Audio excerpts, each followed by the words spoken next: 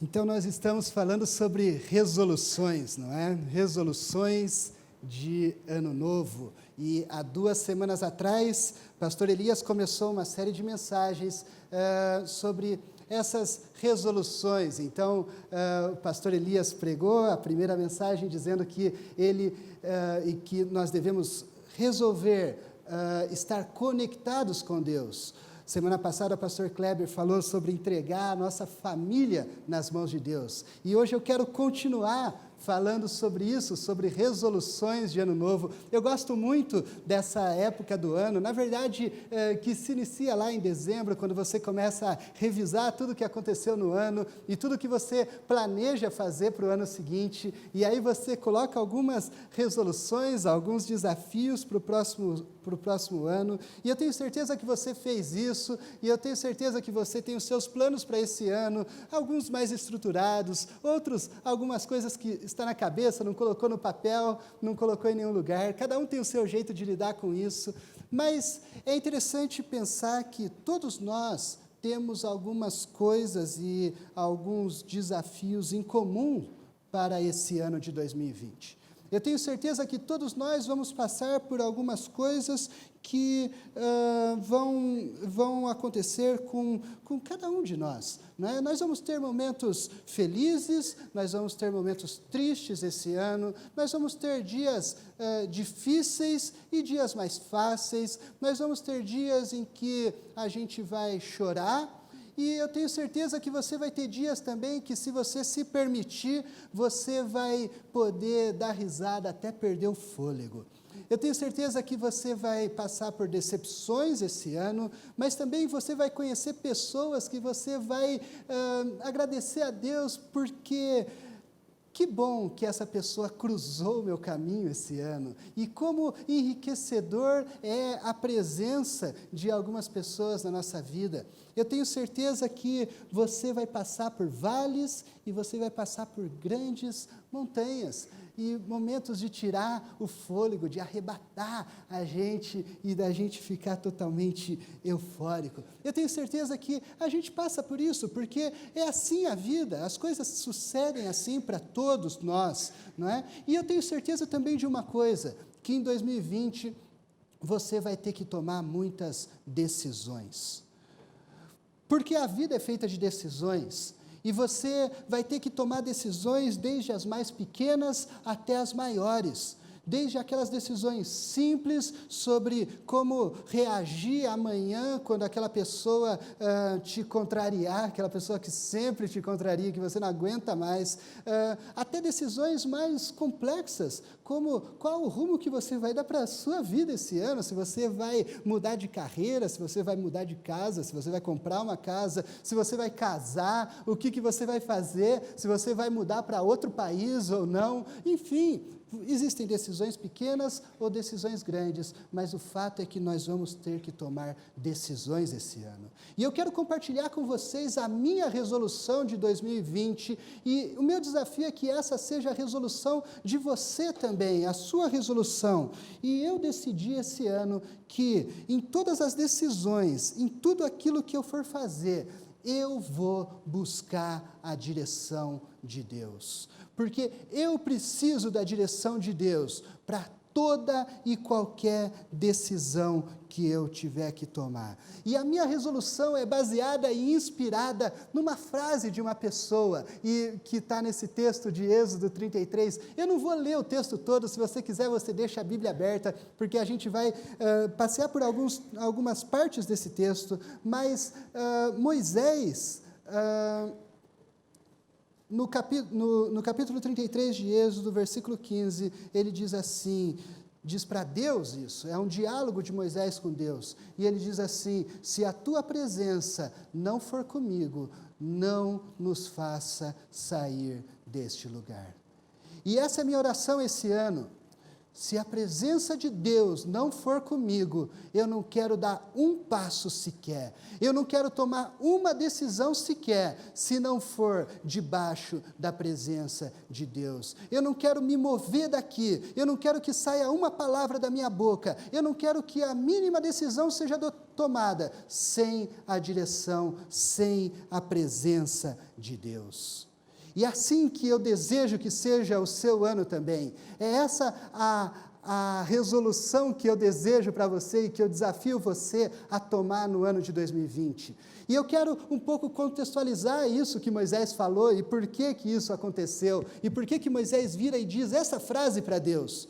A história é mais ou menos assim. Se você se lembrar, Moisés, ele é chamado por Deus para tirar o povo do Egito. Então Moisés, não tão prontamente, não é? Depois de um diálogo ali com Deus, e já com 80 anos de idade, ele volta para o Egito para tirar o povo do Egito. Então ali tem todo aquele embate com Faraó, e depois das 10 pragas, e depois da 10ª, não é? A morte dos primogênitos, Faraó finalmente cede e deixa o povo ir embora, em paz.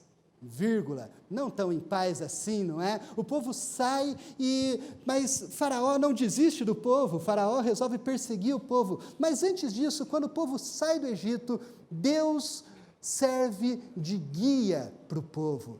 Deus manda uma nuvem para guiar o povo, como um GPS hoje, não é? Deus manda uma nuvem para que a nuvem fosse caminhando na frente do povo, e para que se a nuvem fosse para a direita, o povo saberia que ele tinha que ir para a direita. Se a nuvem fosse para a esquerda, o povo saberia que tinha que ir para a esquerda. Se a nuvem parasse, o povo saberia que era hora de parar. Se a nuvem fosse para frente, o povo saberia que era para ir para frente.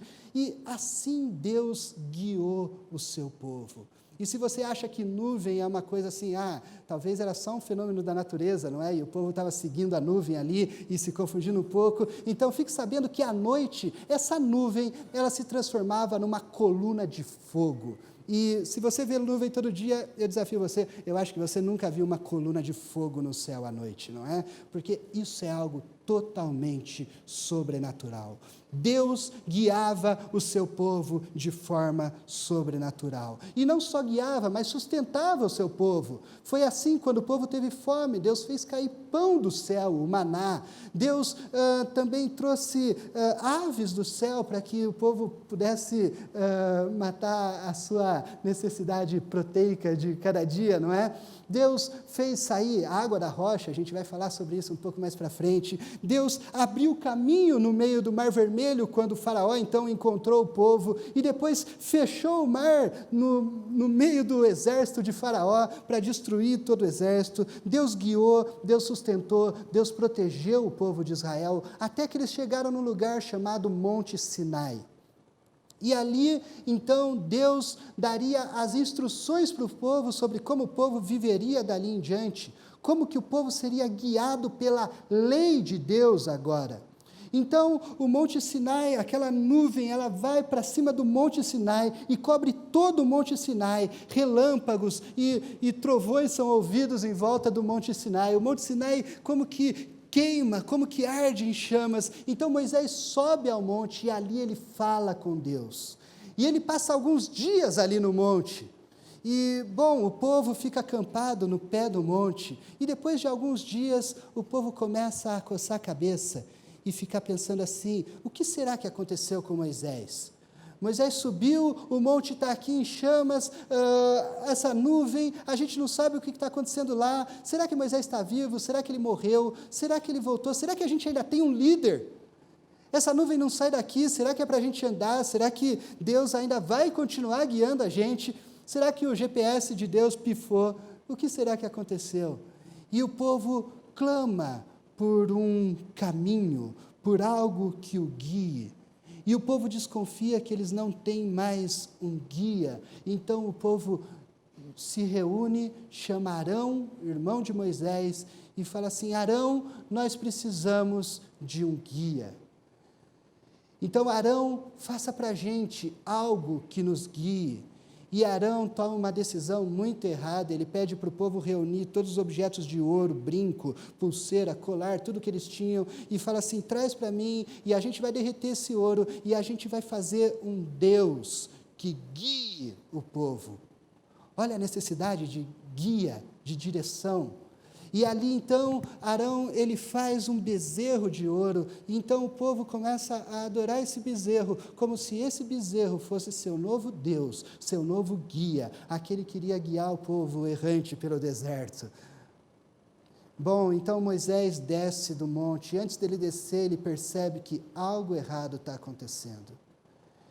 E você consegue imaginar a decepção de Moisés, alguém que passou dias face a face com Deus, alguém que passou dias ouvindo e conversando com Deus, e agora desce e encontra um povo. Moisés descia com as tábuas da lei, a direção de Deus para o povo, e agora Moisés vai e encontra o povo, buscando a direção num objeto feito por mãos de homens, um objeto que não tem vida, não tem espírito, não tem sabedoria, não tem nada a oferecer. Então Moisés fica extremamente decepcionado com esse povo, mas não só Moisés, Deus fica decepcionado com esse povo. E Deus vira para Moisés e fala assim: eu vou destruir esse povo, porque esse é um povo rebelde, eu vou acabar com eles. Então Moisés intercede pelo povo, e Deus ouve a oração de Moisés, e Deus então fala assim: tá bom, eu não vou destruir o povo, mas agora eu não vou mais andar junto com o povo, eu não posso ir presente junto com o povo durante essa jornada pelo deserto até a terra prometida, até essa terra que emana leite e mel, porque se eu for junto, esse povo é um povo rebelde, eu sou um Deus santo, eu vou aniquilar eles se eu andar junto com eles. E é aqui aonde Moisés clama a Deus e fala essa frase que a gente leu. Porque Moisés percebe que não basta ter simplesmente um GPS de Deus. Ele não precisava simplesmente de uma nuvem que dissesse para qual lado ele fosse caminhar. Ele precisava de muito mais do que isso. Não bastava simplesmente ter o mapa de Deus, o mapa pelo deserto. Ele precisava do mapa de Deus para a vida dele. Não bastava simplesmente que Deus mandasse um anjo, mas ele precisava da presença de Deus em cada pequeno detalhe da sua jornada. Ele precisava da presença de Deus quando ele fosse tomar decisões grandes ou pequenas, quando ele tivesse que saber como reagir às suas próprias emoções, porque Moisés não era uma pessoa fácil também. Moisés era aquela pessoa que gostava de resolver as coisas assim, na força, não é? Quando ele viu um soldado batendo num hebreu, ele foi lá e matou o soldado. Era assim que Moisés resolvia as coisas, sabe? Moisés era esse tipo de pessoa, e ele precisava de Deus para saber como reagir aos seus impulsos, às suas emoções, como liderar, como julgar o povo, como tratar das questões do dia a dia, com quem andar e com quem não andar. Ele não precisava simplesmente de uma nuvem ou de um anjo guiando, mas ele precisava da presença de Deus 24 horas com ele, para cada decisão, para cada passo, para cada palavra, para cada relacionamento, para cada respirar que ele desse, que fosse guiado por Deus. E é assim que Moisés clama a Deus, e ele fala: Deus, se a sua presença não for comigo, não me faça sair desse lugar.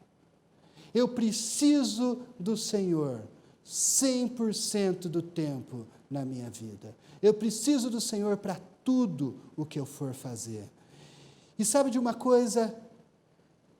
Eu preciso de Deus tanto quanto Moisés precisava. E eu tenho certeza que você precisa da presença de Deus, tanto quanto Moisés precisava. E eu quero que você faça esse clamor a Deus: se a sua presença não for comigo, não nos faça sair desse lugar. Que você busque a Deus.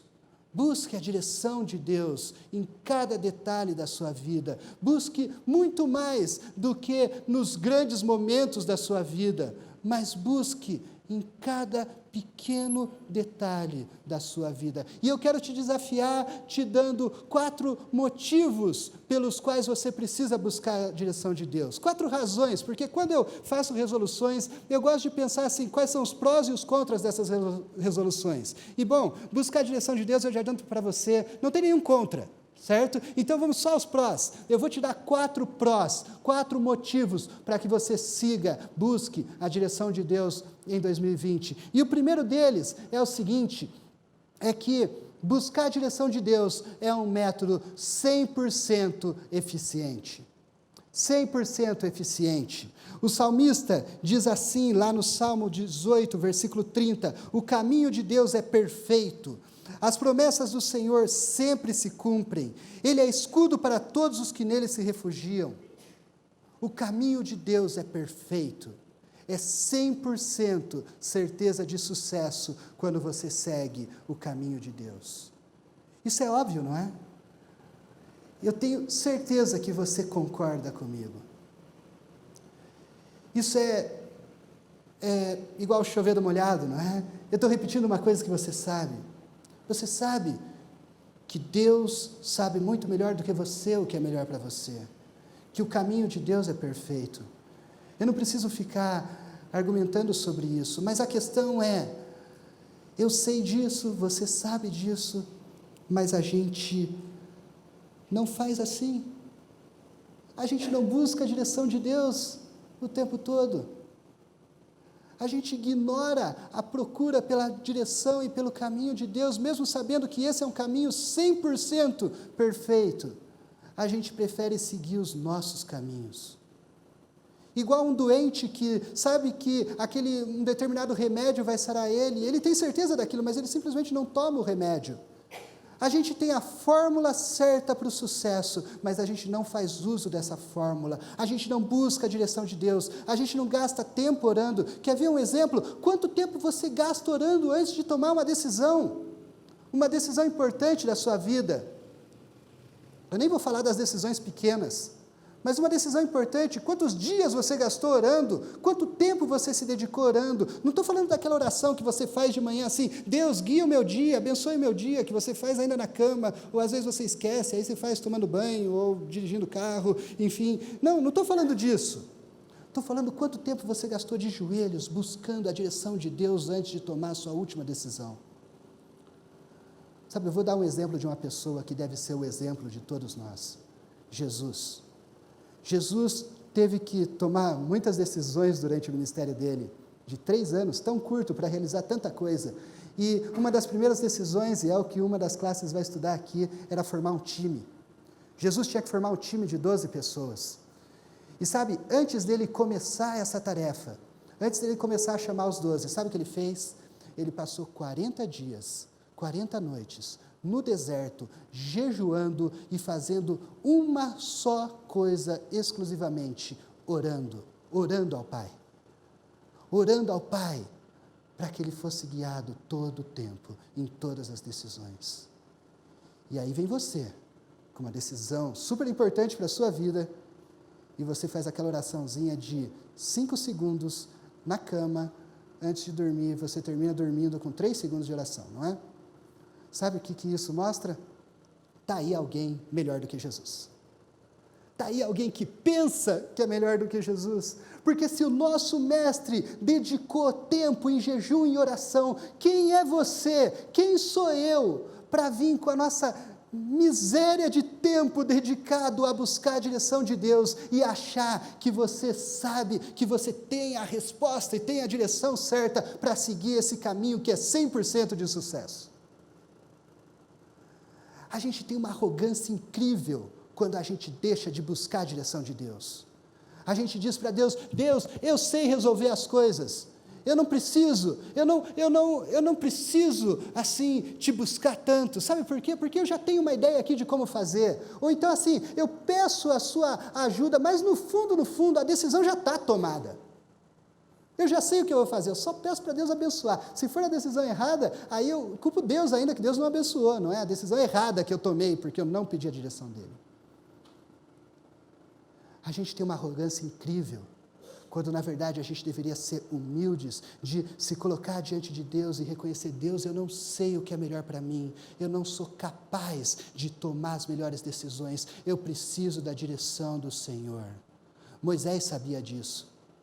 Moisés sabia disso, ele já tinha experimentado isso. Ele sabia que o único jeito de ter 100% de sucesso era seguindo exatamente as instruções de Deus. O texto de Êxodo 17 conta uma história que o povo tinha sede. Então Moisés clamou a Deus e Deus falou assim: tá bom, eu vou matar a sede do povo, mas segue exatamente as minhas orientações. Está vendo essa vara na sua mão, a vara que Moisés sempre carregava, aquela vara que ele ergueu para abrir o mar, enfim, aquela vara de Moisés. Ele falou assim: Moisés, pega essa vara e bate naquela rocha, e vai sair água da rocha. Estranho, não é? Pois é, mas Moisés sabia que se ele seguisse a orientação de Deus, aquilo que Deus disse ia acontecer. E ele seguiu, ele pegou a vara, bateu na rocha e saiu água da rocha. Quando Moisés fala essas palavras para Deus, ele já tinha experimentado isso. Ele sabia que a instrução de Deus era 100% certeza de sucesso. Mas lá para frente acontece uma segunda situação. Lá em Números 20, já mais para frente na história do povo de Israel e na história de Moisés, o povo tem sede de novo. Então Moisés vai até Deus de novo, na certeza de que Deus tem uma solução, e que Deus tem poder para saciar a sede do povo e para fazer brotar água da onde Ele quiser. Então, da mesma forma, Deus vai passar as orientações para Moisés sobre como fazer isso. E então Deus vira para Moisés e fala assim: Moisés, você vai seguir exatamente o jeito que eu falei. Está vendo aquela rocha? Está vendo essa vara na sua mão? Esquece a vara. Dessa vez você vai chegar na rocha e você vai falar com a rocha. Você vai falar. Você vai, eu não sei o que exatamente Moisés tinha que falar com aquela rocha, se ele tinha que bater um papo com a rocha, se ele tinha que falar assim: rocha, por favor, ou se ele tinha que chegar e falar: rocha, em nome do Deus dos exércitos da água. Eu não sei como é que era, eu sinceramente não sei, mas o fato é que a gente nunca vai saber porque Moisés não falou com a rocha. Moisés, ele simplesmente voltou na memória dele, ele sabia o que dava certo, ele sabia que ele batia na rocha e tinha saído água, então ele pega a vara, e é lógico, a história é muito mais complexa do que isso, tem todas as emoções de Moisés, toda a situação que está acontecendo ali, mas o fato é que Moisés não fala com a rocha, ele não segue a orientação de Deus, ele pega a vara e ele bate na rocha. E sabe o que acontece quando ele não seguiu a orientação de Deus? Saiu água da rocha. Saiu água da rocha. E aí você pensa assim: mas ele não seguiu a orientação de Deus, mas deu certo. E eu vou te dizer uma coisa, que é um engano que a gente tem muitas vezes e a gente precisa resolver esse engano. Não é porque deu certo que agradou a Deus. Não é porque deu certo que deu 100% certo. Porque sabe quando eu falei que seguir o caminho de Deus, buscar a direção de Deus é algo 100% eficiente, não é 99%, é 100%. E no caso de Moisés, ele conseguiu a água da rocha, mas ele perdeu algo. Por conta dessa desobediência de Moisés contra Deus, Moisés não pôde entrar na terra prometida. Deu certo, ele matou a sede do povo, mas não deu 100% certo. E sabe, a gente se ilude achando que só porque está dando certo, a gente está fazendo a vontade de Deus. Mas você não buscou a direção de Deus, você não glorificou o nome de Deus nas suas decisões. Na verdade, as suas decisões foram baseadas nos seus princípios, na sua sabedoria, naquilo que você buscou, naquilo que você achava certo. Você não santificou o nome de Deus e não colocou o mérito exclusivamente para Deus na decisão. E sabe, não é porque deu certo que agradou a Deus, e não é porque deu certo que você está experimentando 100% das bênçãos de Deus para você. Você poderia experimentar muito mais se você seguisse a direção de Deus, você poderia experimentar muito mais se você buscasse, se você glorificasse, se você santificasse o nome de Deus, mas você não fez isso, e deu certo agora, imediatamente, mas não deu 100% certo.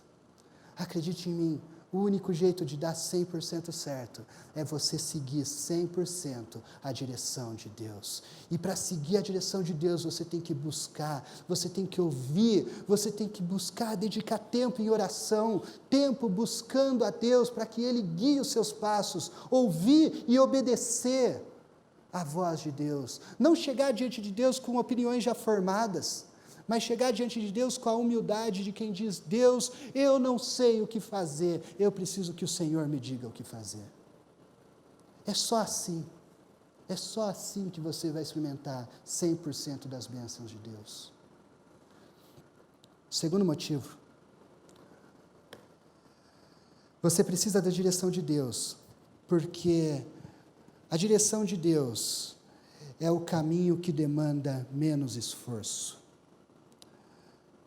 Sabe, eu sou uma pessoa prática, eu gosto de ser prático, e eu gosto de buscar aquilo que demanda menos esforço, que dá certo, mas às vezes você tem várias opções para que algo dê certo. Não nesse caso, porque eu falei que o único caminho de dar certo, 100% certo, é o caminho de Deus. Mas às vezes na vida, na empresa, as pessoas vêm e propõem várias soluções para um determinado problema, e você tem várias alternativas de como resolver um problema. Então a segunda pergunta que você faz não é como resolver o problema, mas qual dessas soluções vai demandar menos esforço, menos suor? Qual delas vai ser mais prática, vai ser menos dolorida? E aí a gente busca essa solução. Não faz sentido, não é? Perder tempo com coisas que podem ser resolvidas de forma mais prática. E se você, assim como eu, não gosta de perder tempo, então a boa notícia é que o caminho de Deus é o caminho mais prático. É o caminho que demanda menos esforço. É o jeito mais fácil, é o caminho mais curto. Pode até parecer difícil, mas acredite em mim, é o caminho mais eficiente. Podia parecer assim um absurdo, não é? Atravessar no meio do mar, nenhum GPS vai apontar para você acelerar o carro em direção ao mar, não é? Pode parecer mais difícil, mas no final é o caminho de Deus, é o caminho certo. É o caminho que demanda menos esforço. Moisés sabia disso. Ele já tinha atravessado o mar. Ele já tinha ido para um caminho improvável. Sabe aquela coisa, a distância mais curta entre dois pontos é uma linha reta, só que quando essa linha reta atravessa o mar, talvez seja melhor dar a volta, não é? Não. É o caminho de Deus.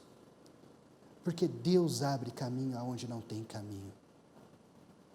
E pode parecer difícil, pode parecer que você tenha que lutar, mas acredite, vai ser muito mais difícil você consertar um erro no caminho do que você seguir o caminho de Deus. Foi assim com o povo de Israel também.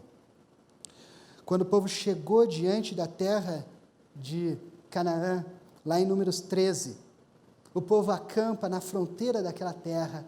Então, a história conta que Moisés pede para que cada uma das tribos eleja um representante. Então, 12 tribos, 12 representantes, 12 espias, eles mandam para vigiar a terra e trazer um relatório de como era a terra. Deus falou assim: agora é a hora, a gente vai entrar e vai conquistar essa terra.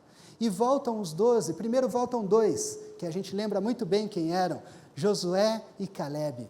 E eles falam assim: gente, vocês não fazem ideia de como é essa terra. Essa terra é fantástica, essa terra realmente mana, brota leite e mel. As frutas são gigantes, a terra é produtiva, a terra é linda, a terra é tudo aquilo e muito mais do que Deus tinha falado para a gente. A gente vai entrar e a gente vai conquistar e a gente vai realizar todos os nossos sonhos quando a gente entrar nessa terra. Vamos lá. Mas aí chegam os outros 10. E os outros 10, mesmo sabendo que Deus tinha dado orientação para entrar naquela terra, eles fazem uma avaliação diferente. Eles olham a terra e eles olham o esforço que eles iam ter que ter para entrar naquela terra. E o julgamento deles é muito equivocado, porque eles olham e eles falam assim: sabe, a terra é boa mesmo, mas a terra é cheia de gigantes, de povos guerreiros, povos que têm muito mais experiência em guerra do que a gente, povos que vivem em fortalezas cercadas por muros impenetráveis, e a gente nunca vai conseguir conquistar essa terra. Ela é uma terra boa, mas quer saber, o trabalho vai ser tão grande, é melhor a gente ficar por aqui. Olha só, Deus falou que deveria entrar na terra, mas esse caminho parecia um caminho muito difícil. Então ali eles fazem uma votação, não é? E eu acho que uma das primeiras vezes que a Bíblia retrata o quão perigoso é a democracia, não é? Deus não desejava um povo democrático, Deus desejava um povo teocrático, um povo que segue a direção dele. Mas ali a maioria, dos 12, 10 contra 2, os 10 ganham. E o povo concorda com eles. Então o povo decide não seguir o caminho de Deus, não ir em direção à guerra. Mas sabe, é aquilo que eu falei. O caminho de Deus, no primeiro momento, pode ser mais trabalhoso, pode ser assim, por que eu vou para uma guerra, sendo que eu posso ficar aqui? Mas no final, é o caminho mais prático, porque a recusa do povo em entrar na terra prometida custou ao povo 40 anos andando praticamente em círculos pelo deserto, até que uma geração inteira morresse, para que eles pudessem conquistar a terra que era prometida e que Deus falou que eles iam conquistar. 40 anos, porque consertar o caminho errado que você segue sem a direção de Deus é muito mais trabalhoso do que enfrentar os desafios que o caminho de Deus te propõe. E muito mais do que isso, porque quando você enfrenta os desafios que Deus te propõe, Deus vai do teu lado, Deus batalha com você, mas você decide seguir o seu caminho, você decide seguir a sua força, a sua sabedoria, e isso te custa muito mais. É igual quando você está dirigindo, né? Eu vou dar um exemplo aqui que eu acho que todo homem já passou por ele, não é? Tem uma coisinha que todo homem tem, que é assim, a autoconfiança no senso de direção que a gente tem instalado na nossa cabeça, né? A gente é assim, não é? Então você está dirigindo e buscando o caminho. Eu sei que hoje eu nem sei mais caminhos para os lugares, porque eu ando sempre com o meu GPS, não é? Sempre com Google Maps, Waze, o que for. Enfim, mas houve um tempo onde a gente olhava mapas e seguia caminhos e orientações de pessoas, e daí você, com certeza você já teve uma situação onde você estava dirigindo e você não tinha muito bem certeza do caminho, e tinha uma voz da sabedoria falando aqui no seu ouvido direito, não é? Sentada naquele banco do passageiro, aquela voz da sua esposa que falava assim: para e pede informação.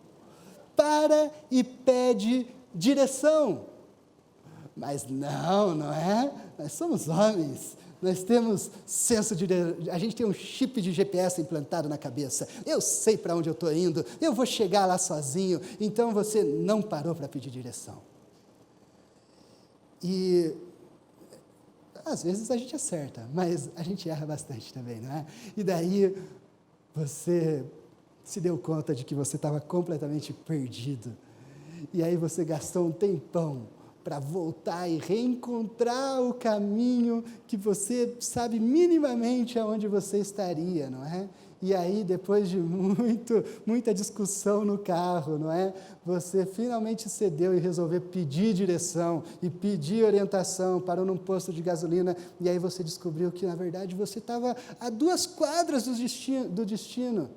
Mas a sua teimosia em não pedir informação te custou muito mais caro do que se você tivesse humildade de parar e pedir direção. Eu sei que isso não aconteceu com vocês, só comigo, tudo bem. Mas é exatamente assim com Deus. A gente é teimoso e a gente não quer buscar a direção de Deus, e a nossa teimosia custa muito mais caro do que se a gente simplesmente tivesse a humildade de dizer: Deus, eu quero saber a sua direção e eu vou seguir o seu caminho. O caminho de Deus é muito mais curto, mas o seu caminho você fica perdido, rodando, até descobrir que você realmente não sabe para onde você está indo. Então, esse é o segundo motivo, porque o caminho de Deus é o que demanda menos esforço. E o terceiro motivo é que o caminho de Deus é o nosso diferencial. É o que nos diferencia de todas as outras pessoas do mundo. Olha só o que Moisés fala quando ele argumenta com Deus.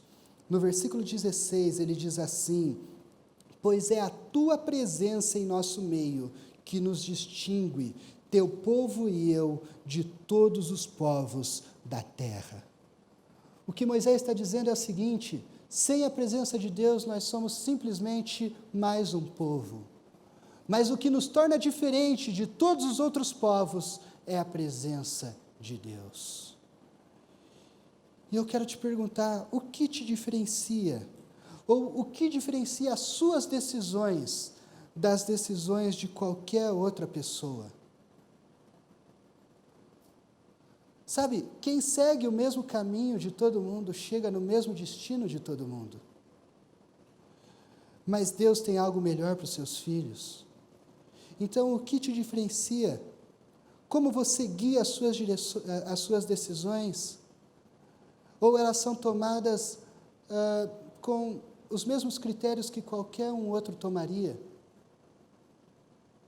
Será que você tomaria a mesma decisão simplesmente buscando um bom consultor? Talvez é isso que você precise, de um bom consultor para conduzir os seus negócios, um bom consultor financeiro, um bom senso, usar o bom senso, buscar boas opiniões, boas análises. Sabe, se é com esses critérios que você toma as suas decisões, sabe de uma coisa? Então você não precisa do Espírito Santo. Porque não tem nenhuma diferença entre as decisões que você toma e a decisão de qualquer outro. Você não precisa do Espírito Santo dentro de você. Na verdade, tudo que você precisa é seguir um bom canal no YouTube, seguir um bom coaching da moda, não é? É isso que você precisa. Você não precisa da presença de Deus. Sabe por quê? Porque a presença de Deus te faz tomar decisões diferentes.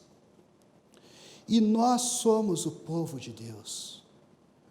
Nós somos guiados por algo sobrenatural. Igual aquela coluna de fogo no deserto. Nós somos guiados por algo que o intelecto humano não sabe explicar. Que a inteligência, a sabedoria humana não pode compreender. Nós somos guiados pelo Espírito Santo que habita dentro de nós. E o Espírito Santo faz com que nós sejamos diferentes, com que nós tomemos decisões diferentes, trilhemos caminhos diferentes. Faz com que você olhe para o seu dinheiro e trate a sua vida financeira de forma diferente. Olhe para o seu negócio e tome decisões no seu negócio de forma diferente. Porque você não busca o objetivo que todo mundo busca, mas você busca um alvo maior, você busca um objetivo maior. Você busca a glória de Deus em tudo aquilo que você faz. O mundo só quer maximizar lucros e gerar riqueza e conquistar mais e mais e mais. Mas nós queremos maximizar a glória de Deus. Nós queremos proclamar a glória de Deus. Nós queremos exaltar o nome dEle, santificar e engrandecer o nome dEle. E é por isso que se nós temos um alvo diferente, nós temos que trilhar caminhos diferentes e nós temos que consultar fontes diferentes para que guiem os nossos caminhos. E essa fonte é o próprio Deus, que habita dentro de cada um que entregou a sua vida a Ele, através do Espírito Santo, que guia os nossos passos. Nós corremos uma vida diferente, e por isso a gente alcança coisas diferentes. Sabe, Deus tem algo muito melhor para você. Deus tem algo muito melhor preparado para você. Deus tem projetos maiores para você. Deus tem um plano diferenciado para você. Mas para que você viva tudo aquilo que Deus tem planejado para você, você precisa da direção daquele que te diferencia do resto do mundo. Para chegar num destino diferente, você precisa andar por um caminho diferente. Você precisa trilhar um caminho diferente. Você precisa buscar a direção de Deus. Sem a direção de Deus, nós somos só mais um. Nós somos só mais um povo, mais um grupo que se reúne no final de semana. Nós somos só mais um grupo de pessoas que busca a sabedoria humana para tomar suas decisões. Mas é a presença de Deus que nos diferencia de todo o resto do mundo. Mas a gente precisa fazer uso dessa presença, a gente precisa fazer uso dessa sabedoria. E esse é o meu desejo para você, Que nesse ano você resolva isso, você resolva buscar a direção de Deus em cada passo que você der. E que nesse ano você tenha um ano tremendamente abençoado, um ano diferenciado, um ano com 100% de sucesso e com o mínimo de esforço, porque você segue o caminho de Deus. Que assim seja a sua motivação. Então, coloque o seu coração diante de Deus, busque a Ele todo o tempo, busque a direção de Deus, para que Ele guie os seus caminhos. Eu vou pedir para a equipe cantar essa música e a gente vai cantar junto, e cante em espírito de oração, cante num espírito de entrega, num espírito de rendição, para que você realmente entregue, se comprometa com Deus, de entregar cada passo da sua vida na direção de Deus. Eu falei que tinham 4 motivos, e eu não falei o 4º motivo ainda. O 4º motivo é porque quando a gente busca a direção de Deus, a gente encontra ganhos muito maiores. Alguém disse uma vez, e as pessoas dizem em algumas situações, em que o caminho ou a jornada é mais importante do que o destino. Nesse caso é exatamente isso. Porque quando você busca a direção de Deus, e você busca a direção de Deus, buscando as bênçãos que Deus tem no final daquele caminho que Ele tem preparado para você, o que você encontra é muito mais do que as bênçãos de Deus no final do caminho. O que você encontra é o próprio Deus. E não existe nada melhor do que ter uma intimidade com Deus, do que poder contemplar a beleza do próprio Deus. É isso que acontece quando você busca Deus. Você busca Deus esperando uma direção e você encontra conforto no próprio Deus. Você percebe que mais importante do que os presentes que Deus tem, do que o tesouro que existe no final do arco-íris, mais belo é o próprio arco-íris. Mais belo do que o presente é aquele que presenteia. E é isso que a gente encontra quando a gente busca a direção de Deus. Foi isso que Moisés encontrou. Moisés buscava a presença de Deus para guiar os passos dele. Mas no momento Moisés fala assim: então eu quero ver o Senhor. E o Senhor então se revela a Moisés. E Deus fala assim: Moisés, você vai entrar aqui então numa caverna, vai ficar lá no fundo da caverna, eu vou passar na porta da caverna, você fica com seus olhos fechados, e depois que eu passar, o rastro da minha glória ainda vai estar passando, igual um cometa que passa, e quando o rastro da minha glória estiver passando, então eu vou deixar você olhar, e você vai olhar pela fresta da caverna, e você vai ver a minha glória.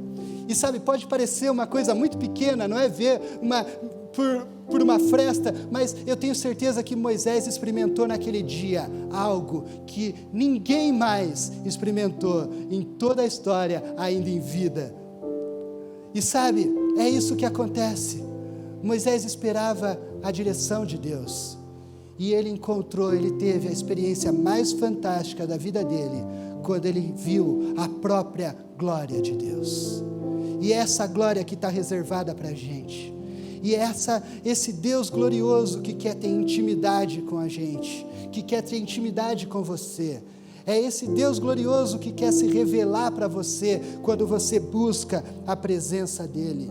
Então eu estendo o meu desejo para você. Eu não desejo só que você siga os caminhos de Deus e que você encontre as bênçãos de Deus no final do caminho, mas eu desejo que você viva um ano na presença de Deus e que você encontre a beleza e a glória de Deus na intimidade da sua relação com Ele.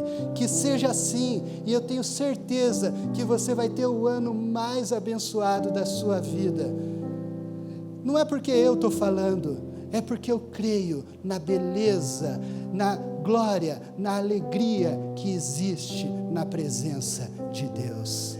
É isso que eu desejo para você. Então feche os seus olhos, vamos orar. E Pai, muito obrigado, ó Pai, por essa Tua palavra, que mostra, ó Pai, experiências fantásticas de servos Teus, que servem de exemplo para a gente, para que a gente possa desejar uma vida semelhante.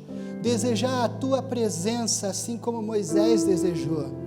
Ó Pai, o meu pedido para cada um aqui e para mim também, é que nós tenhamos um ano cheio da presença de Deus, que nós busquemos a tua direção em cada momento da nossa vida, em cada decisão pequena que nós formos tomar, em cada decisão grande que nós tivermos que tomar, que a tua presença esteja lá, dirigindo os nossos passos, e que nós possamos trilhar este caminho 100% seguro, 100% eficiente, esse caminho diferente do caminho de todos os outros, um caminho que não só nos leva até a tua bênção, mas um caminho que já é abençoado por si, porque é um caminho lado a lado contigo, ó Pai.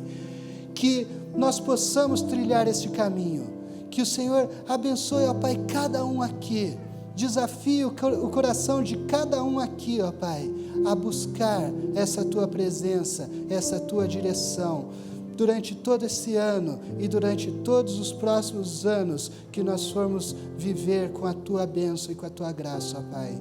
Que essa seja a realidade da nossa vida, uma vida onde nenhum passo é dado sem a tua direção, ó Pai. Essa é minha oração, essa é a bênção que eu clamo a cada um dos meus irmãos aqui, ó Pai, para que o Senhor sonde o coração de cada um, veja se há algum caminho errado, algum caminho mau, e guia-nos, ó Pai, pelo teu caminho eterno. Esse é meu pedido, essa é minha oração, no nome do teu Filho Jesus. Amém, ó Pai.